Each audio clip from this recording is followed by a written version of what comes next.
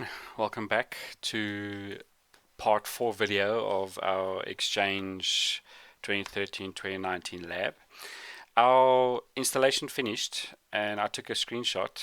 You can see it's completed successfully. It took like another 40 minutes to complete.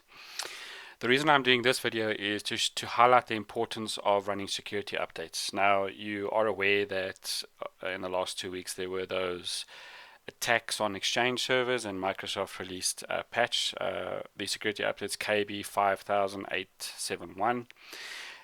You need to apply them because even if you think your server is not vulnerable, it's vulnerable, and once they have access, it's now opening doors to ransomware. So the easiest thing to do is patch. So first thing obviously is download the file, then you launch a elevated command prompt. So I'm just going to my users directory quickly,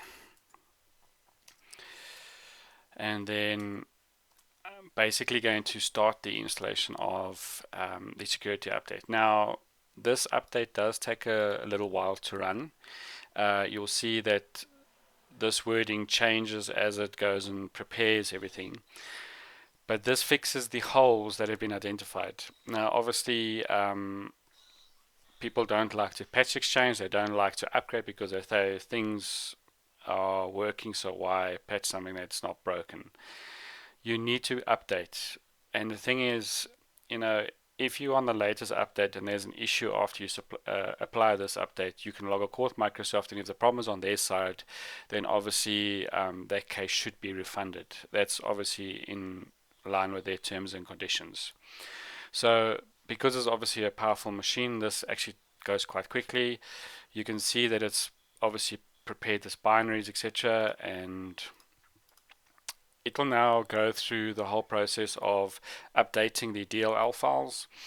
And the first thing that it does is it stops all these services of Exchange and then disables them while it does the update.